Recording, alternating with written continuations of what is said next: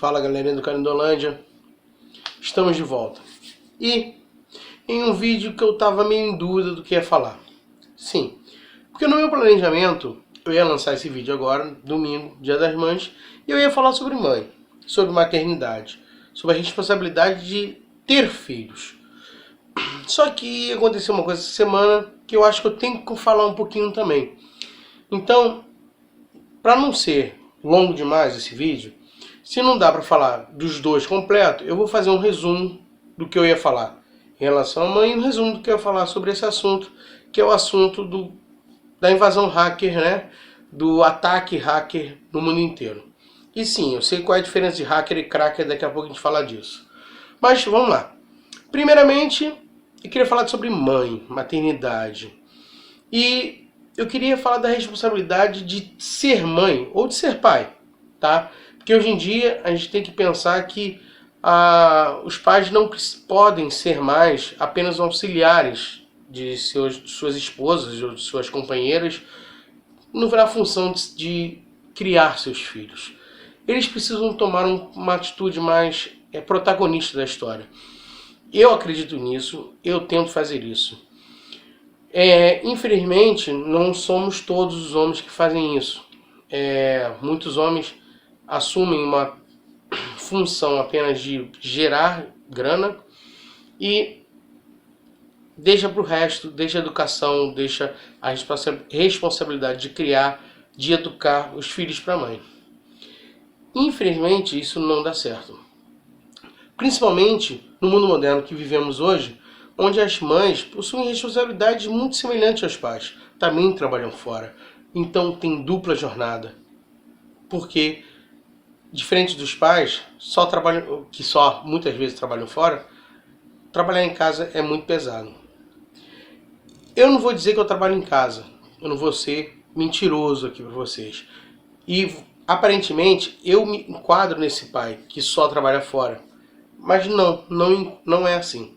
Apesar de nos afazeres domésticos realmente eu não ter tempo suficiente para ajudar, mas nos afazeres de educação dos meus filhos, eu me viro para arrumar um tempo.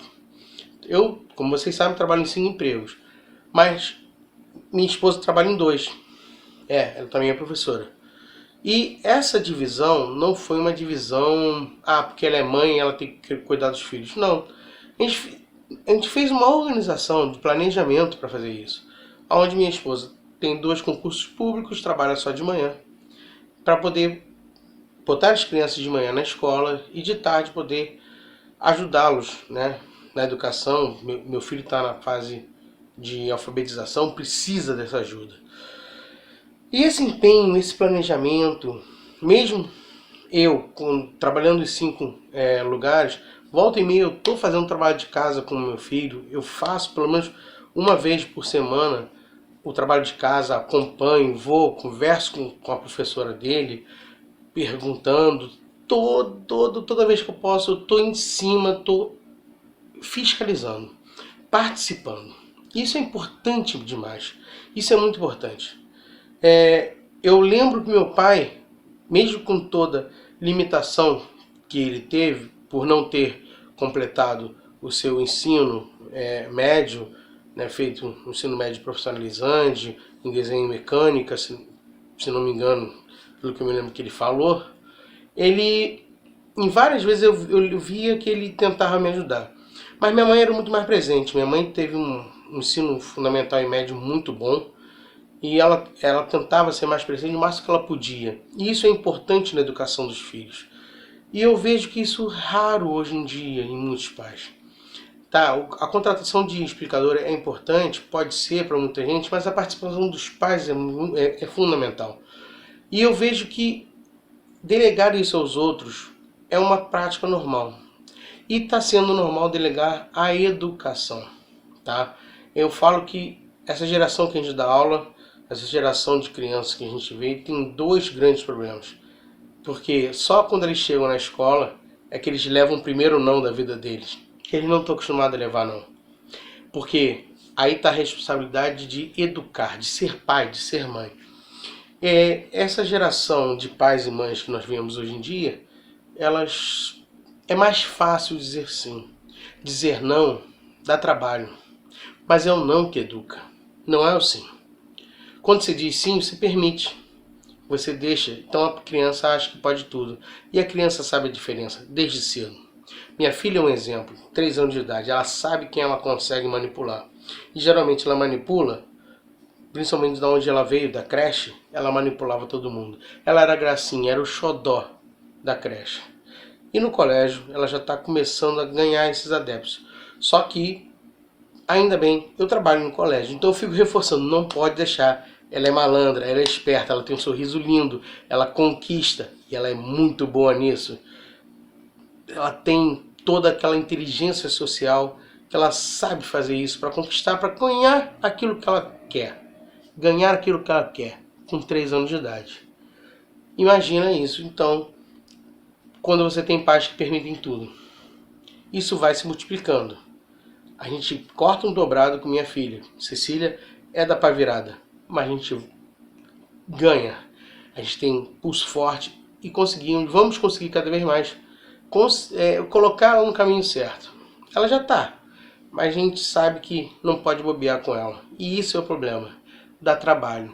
Não é uma coisa que você faz em uma semana, muito menos em um mês. Tá? É repetição, é dizer não, é mostrar o certo, falar que não pode. E tem muito pai que não aguenta isso. Ah, não dá pra ele, pra calar a boca, pra parar de chorar. Fez isso, você perdeu. Seu filho te conquistou. Seu filho manda em você. Você já não manda mais nele. Porque ele vai fazer isso sempre. Para ganhar você. Bom, eu falei que seria um resumo. Mas faltou um fundamental aqui em relação ao Dia das Mães. É agradecer que muito disso é por causa de você, mãe. Eu vou pedir para a Alessandra, minha irmã, mostrar esse vídeo para ela. Porque eu queria agradecer a senhora. Que nesse ponto, e a Alessandra sabe disso, minha irmã sabe muito bem, a senhora sempre é firme. Foi muito firme comigo e continua sendo com a Alessandra. Com todas as suas dificuldades, sua doença, você ainda tem essa força de vontade, você teve essa força de vontade comigo por vários percalços das nossas vidas, que a senhora sabe muito bem, que a Alessandra sabe também um pouco, meu pai também sabe. Várias vezes, né, teve para dar para trás, me tirar de colégio, essas coisas todas, mas a senhora insistiu, principalmente na minha educação, a senhora foi uma grande lutadora para eu estar aqui. Então, muito obrigado. Eu vou falar isso para você, tá? No telefone. Infelizmente eu não vou poder te ver hoje. Como sábado eu trabalhei 6 horas seguidas. Mas eu vou ver se eu consigo nessas próximas semanas um espacinho para poder te ver, que eu tô morrendo de saudade da senhora. A gente tem todo domingo aquela questão de ligar para o outro, para a senhora me ligar. A senhora quer repetir sempre ligação comigo. E eu falo, não liga mais vezes. Vamos falar tudo, vamos falar muito. Pode ficar o tempo que a senhora quiser aqui nessa vez. Vamos falar, vamos conversar. Obrigado, mãe. Te amo. Mas, falando do Bitcoin, o vídeo já tá ficando longo. Eu sabia que, mesmo curtando, ele ia ficar longo. Mas Bitcoin não. Até é Bitcoin, mas é sobre o ataque hacker. Nós estamos num momento de uma possível guerra cibernética. Isso já se falava há muito tempo. Os hackers, eles cada vez mais criam poder. E eu sei a diferença de hacker e cracker, só para esclarecer. Só que isso não existe mais. Por isso eu falei isso no início. Cada vez mais os hackers, eles... na origem da palavra, seria só aqueles caras que sabem quebrar códigos, modificar, mas que nem sempre as suas intenções poderiam ser boas. E o cracker é aquele que teria intenção ruim. Porém, isso não tem mais função, porque a intenção do cara que quebra isso tudo é muito relativa. Às vezes a intenção pode ser boa para um grupo, mas não para outro. E aí essa relação de grupo, interesses de grupo, podem favorecer uma corporação ou um país. Sim, existem muitos boatos que a Coreia do Norte, por exemplo, tenha um grupo de hackers comandado pelo seu exército e que eles poderiam fazer guerras virtuais. Pode ser, não creio, até porque tecnologicamente a Coreia do Norte não é lá essas coisas. Porém, a facilidade de você entrar numa rede mundial e você cometer esses crimes, muitas vezes no anonimato, é muito grande. E o Bitcoin favorece isso. O Bitcoin é um tipo de moeda virtual, moeda eletrônica, onde você não tem o rastreamento. É muito fácil você mexer com o Bitcoin. O Bitcoin é uma moeda muito característica daquele grupo da direita. Principalmente, tem muitos defensores daquela ideia de imposto é roubo, que quer esconder suas contas, quer esconder para o governo não cobrar impostos, as coisas que adoram a ideia do Bitcoin, que acham que tudo deveria mudar para o Bitcoin. E isso cria um problema, porque Bitcoin, por não ser rastreado, também seria uma moeda perfeita para o tráfico de drogas, internacional, não nacional, internacional, para negociações escusas, para corrupção, para esconder dinheiro de corrupção e sem ser rastreado, etc, etc, etc. Eu não vou não entrar muito nesse âmbito, mas se você teve o seu computador bloqueado, você sabe que qualquer um está a perigo. E se qualquer um está a perigo, inclusive os grandes governos podem correr esse risco. E a gente sabe que, por exemplo, o presidente dos Estados Unidos anda com uma maletinha para cima e para baixo. Essa maletinha serve para, de repente, apertar um botão e começar uma guerra nuclear. O quanto disso é online, o quanto disso é analógico.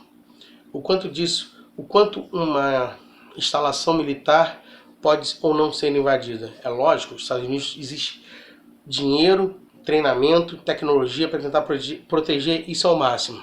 Claro que tem. Mas mesmo assim, pode acontecer. E isso é perigoso. Isso é um alerta. Será que esse mundo virtual é um mundo seguro? A gente não sabe. Será que coisas piores podem acontecer? Sempre podem. Nada é tão ruim que não possa piorar. Bom, esse é o meu recadinho desse domingo. Um abraço e até a próxima.